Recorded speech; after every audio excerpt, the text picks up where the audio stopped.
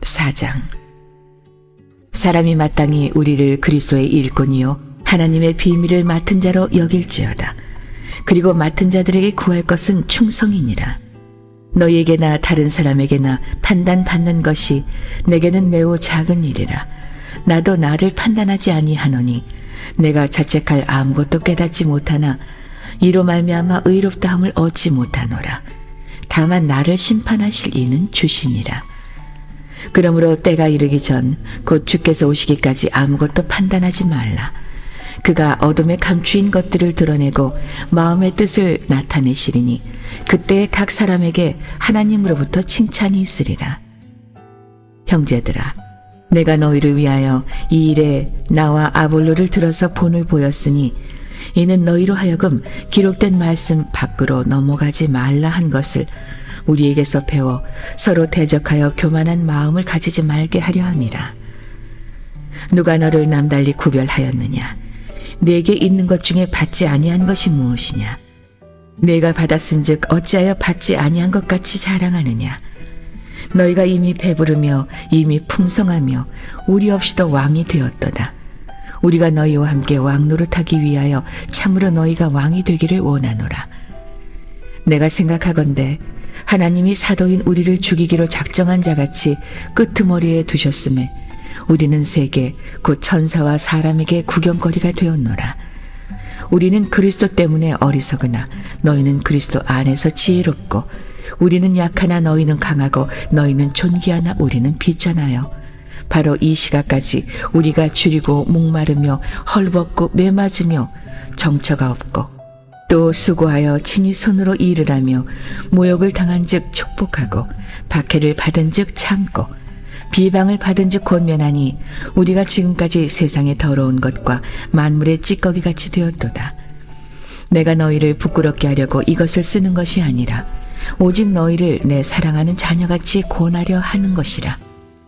그리스도 안에서 1만 스승이 있으되 아버지는 많지 아니하니 그리스도 예수 안에서 내가 복음으로써 너희를 낳았음이라.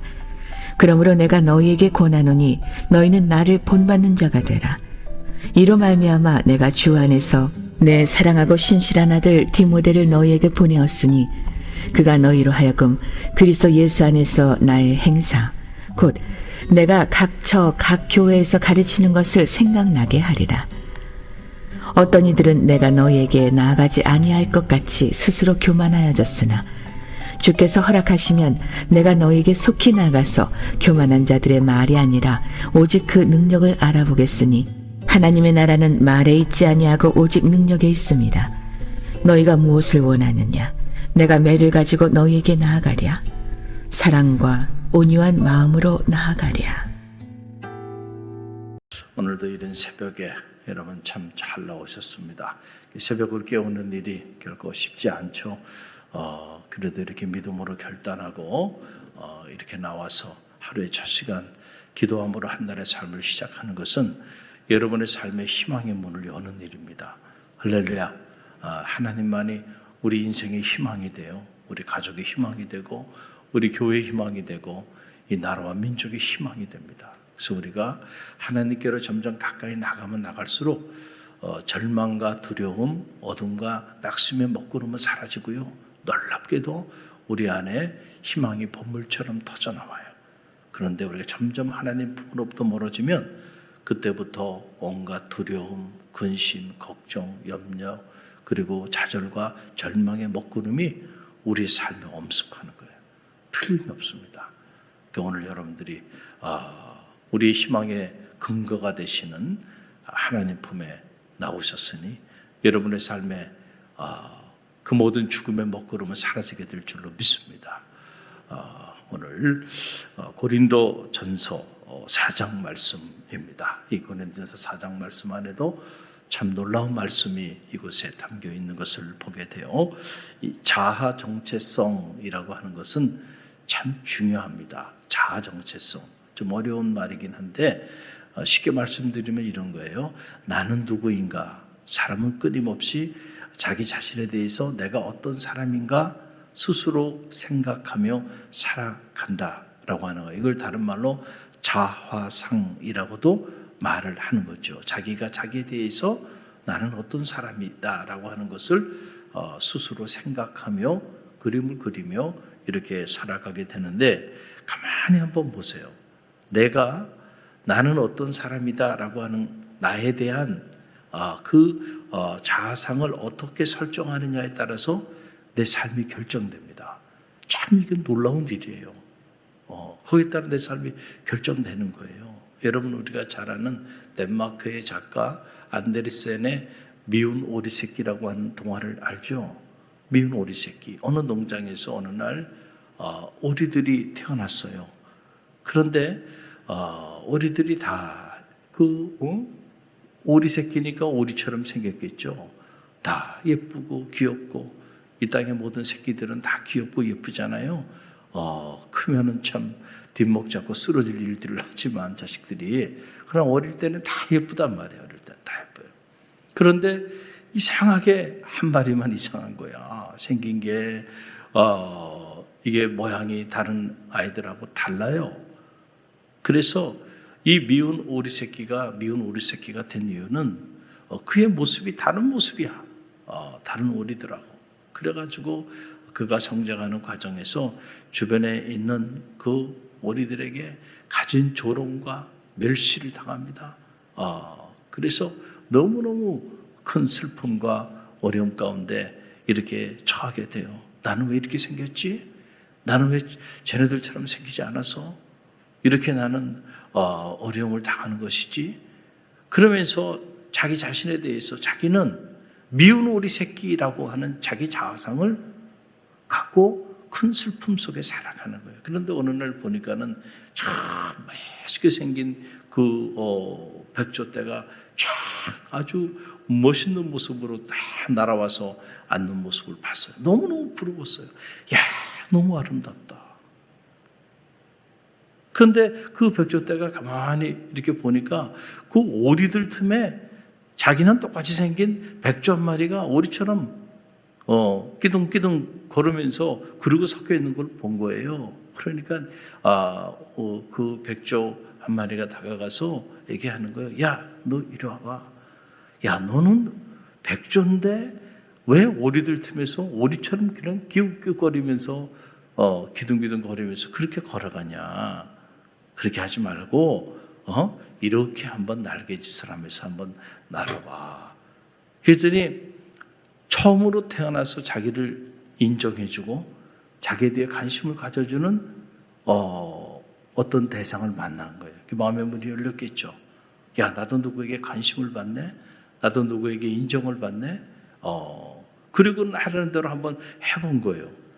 그랬더니 야, 자기가 하늘을 날지 못하는 오리인 줄 알았는데 알고 보니까 창공을 쫙 나르는 아름다운 백조임을 그때 알게 된 거예요. 여러분, 내가 누구인가를 내가 어떻게 설정하며 사느냐는 이렇게 중요한 거예요. 내가 미운 오리 새끼라는 나의 자아상을 가지고 살면 평생 죽을 때까지 백조임에도 불구하고 미운 오리 새끼로 사는 겁니다. 할렐루야.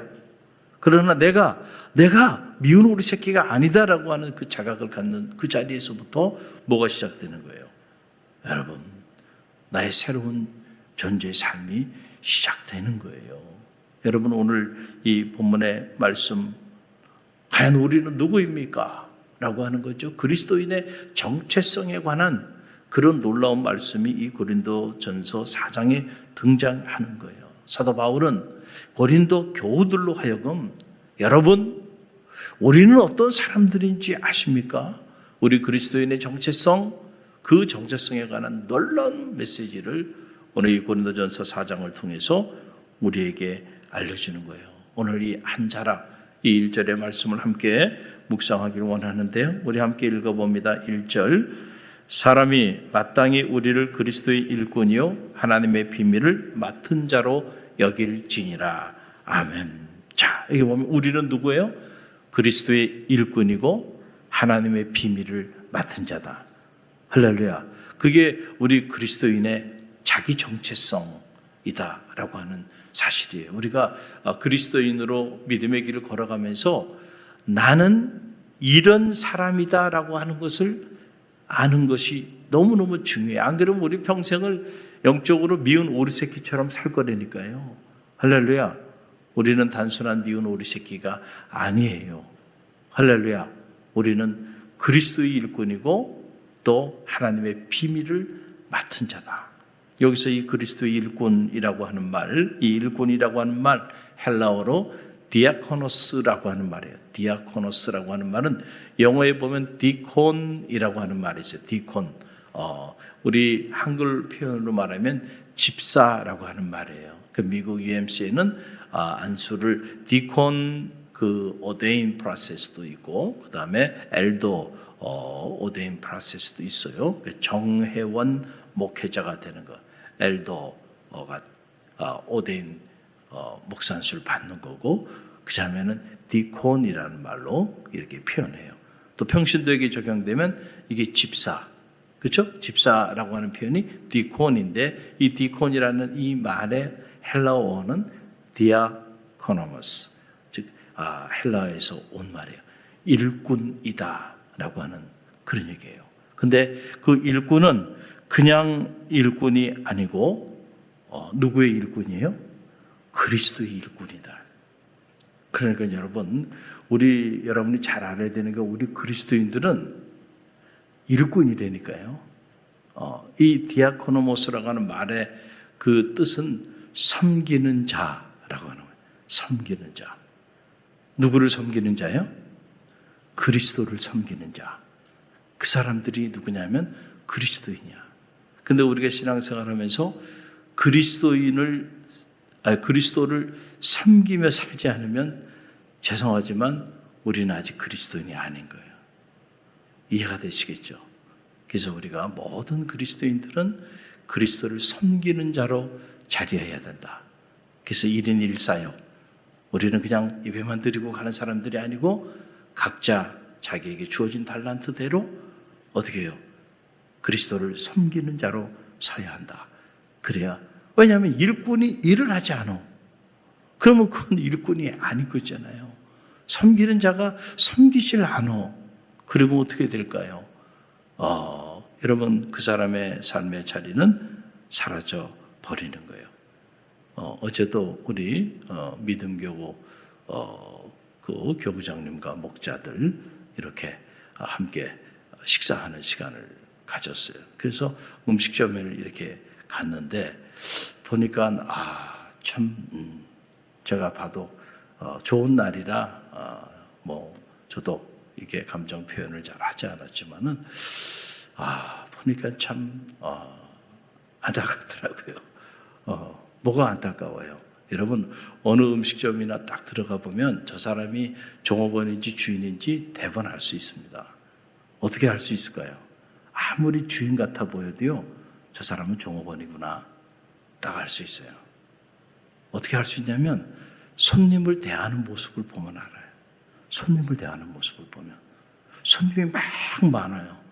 그러면 종업원은요 짜증나. 무슨 말인지 알죠? 보면 그릇도 그냥 이렇게 무성의하게 툭툭 던지고요. 그렇죠? 사람들이 막 몰려와가지고 일이 너무 많은 게 주인이면 기쁠까요? 안 기쁠까요? 주인은 기뻐. 그런데 종업원은 어때요? 종업원은 짜증나. 그걸 숨기려고 노력은 하지만 그러나 그게 다 보입니다. 행동하는 거, 말하는 거. 자, 그리고 손님을 막 귀찮게 하대하시 대하는. 여러분, 이 종업원은 좋은 종업원이에요? 좋지 않은 종업원이에요? 좋지 않은 종업원이죠. 분명히 주인은 그렇게 교육하지 않았을 거예요. 사업을 하는 사람이, 어떤 정신나간 사람이 여러분 손님을 그렇게 하대하도록 그렇게 교육을 시켰겠어요. 그렇죠? 그런데 주인 말을 안 듣는 거야. 주인이 있을 때는 그렇게 할 줄 몰라요. 그러나 주인이 보지 않고 있을 때는 그런 식으로 대하는 거예요. 손님은 아주 나쁜 종업원이에요. 이런 종업원은요, 빨리 인사조치를 해야 돼. 안 그러면 거의 문 닫습니다. 우리도 다 같이 나오면서 뭐 이런저런 얘기들 하길래, 야, 그런 얘기 그만해. 그냥 다시는 오지 않으면 되는 거야. 자, 와가지고 그런 마음을 먹고 가면 여러분 그 음식점이 운영이 잘 되겠어요? 안 되겠어요? 안 되는 거야. 안 되는 거야. 주인을 섬긴다는 건 뭘까요? 주인의 마음을 알고 주인처럼 그렇게 손님을 대해야 돼. 저 사람이 주인인지 종업원인지 알지 못할 정도로 어떤 경우에는 그러면 그 사람은 언젠가 주인이 됩니다. 할렐루야. 그런데 대부분은 주인이 없으면 주인처럼 생각하지 않아요. 주인처럼 일하지 않아요. 주인처럼 손님을 대하지 않고 살아간다. 이 사람은 주인을 섬기는 디아코노모스가 아니에요. 이해가 되시겠죠? 자, 이 말을 보면 우리는 그럼 어떤가? 영적으로 보면 우리는 그리스도인의 일꾼, 그리스도인의 디아코노스라고 말했는데 과연 우리는 그리스도의 디아코노스인가? 우리는 정말로 그리스도를 섬기는 그리스도인인가? 라고 하는 그런 사실이에요. 정말로 우리가 그리스도를 섬기는 그리스도의 디아코노스라고 한다면 주님의 마음을 알고 그리고 그 주님의 뜻을 받드는 삶을 살아야 한다. 지금 고린도 교회 성도들의 문제가 지금 이거예요. 자, 그들이 교회 공동체 안에서 예수 그리스도를 구주로 영접하고 신앙생활을 하고 있는데 가만히 보니까 여전히 그 안에 분쟁도 일어나고 있고 여전히 영에 속한 자가 아니고 육에 속한 자로 살아가고 있고 이런저런 문제들이 너무 많이 일어나고 있는 거예요. 고린도 교회 안에. 그래서 야, 너희가 과연 어떤 사람들인지 아냐? 우리는 그리스도의 일꾼이야. 그리스도의 디아코노스야.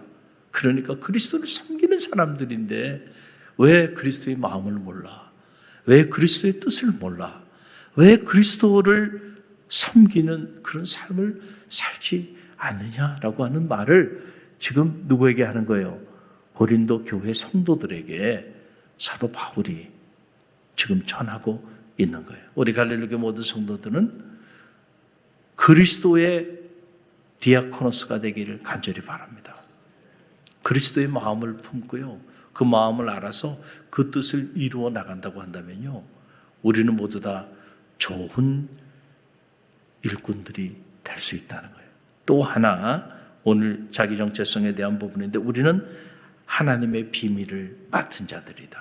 우리 평범한 사람들이 아니야. 여러분 비밀은 아무나 주고받는 거 아니죠. 그렇죠? 정말로 친밀하고 정말로 믿을 만한 사람에게 나에게 있어 정말로 중요한 거. 서로 비밀을 맡았어. 그러면 그 사람의 사이는 어떤 사이일까요? 각별한 사이인 거야. 아무도 몰라. 아무도 모르는데 나와 너만 알아. 세상에 누구도 모르는 일이야. 그런데 이야기는 너하고 나만 알아. 그러면 너하고 나는 어떤 관계예요? 엄청난 관계인 거죠. 우리는 예수 그리스도와 우리 그리스도인의 사이는 이런 엄청난 관계라니까요. 할렐루야. 여러분 이 사실을 알아야 돼요. 우리는 이미 이 하나님의 비밀이 무엇인지를 알아요. 이 복음의 진리를 아는 사람들이에요. 복음으로 생명이 탄생하고 복음으로 사람을 구원할 수 있다는 사실을 우리는 너무너무 잘 알고 있어요. 할렐루야. 그래서 우리를 그리스도인으로 부르셨을 때 이미 이 비밀을 하나님은 우리에게 주신 거예요. 할렐루야. 그래서 우리는 다 누구냐면 이 비밀을 맡은 자가 됐다라고 하는 거예요. 자, 이 이야기를 지금 사도 바울이 하는 거예요. 여기서 비밀이라고 하는 거 오이코노모스라고 하는 거예요. 많이 들어봤죠? 오이코노모스라고 하는 이 말에서 에코노믹이라고 영어 단어 비슷하잖아요. 에코노믹, 오이코노모스. 그래서 이 에코노믹 경제라고 하는 말, 에코노믹스 경제학이라는 말이 어원인 오이코노모스에서 온 거예요. 오이코노모스가 뭐냐면 청지기라고 하는 거예요. 청지기. 할렐루야. 우리는 하나님의 비밀을 맡은 청지기들이다. 그런 얘기예요. 아무에게나 그 비밀을 주지 않는다니까요. 특별히 우리 그리스도인들은 이 하나님의 비밀을 맡은 자로, 이 복음의 진리를 맡은 자로 우리 각자에게 미션이 주어진 하나님의 청지기들이라는 거예요. 할렐루야. 특별한 미션이 우리에게 주어졌어. 그 미션이 뭐예요? 바로 이 복음의 비밀을 전하는 특별한 미션이 저와 여러분 가운데 다 두어졌대. 땅 끝까지 이르러 내 증인이 되라 그랬잖아요. 할렐루야. 이건 지상 대명령입니다. 어느 그리스도인에게는 해당되고 어느 그리스도인은 해당 안 되고 어느 교회에는 해당이 되고 어느 교회는 해당이 안 되는 게 아니고요. 이 땅에 있는 모든 그리스도인들, 이 땅에 있는 모든 교회들에게 해당되어지는 지상 대명령, 지상 대사명. 아버지와 아들과 성령의 이름으로 세례를 주고 내가 내게 분부한 모든 것을 가르쳐 지키게 하라. 세상 끝날까지 내가 너와 함께 하리라. 할렐루야. 그래서 우리 갈릴리 교회는 매 주일마다 마지막 파송의 찬양으로 가서 제자 삼으라. 여러분 이 찬양을 여러분 그냥 아무 생각 없이 찬양합니까? 아니죠. 매 주일마다 가서 제자 삼으라는 이 찬양을 온 민족을 제자 삼아 복음으로 생명을 살리자고 외치면서 마지막 파송의 찬양을 하고 있는 거예요. 할렐루야. 그러니까 우리 모두의 그 사명이 주어졌기 때문에 우리가 이 찬양을 매 주일마다 하나님 앞에 고백하며 찬양하고 있는 거죠. 여러분 한번 생각해 보세요.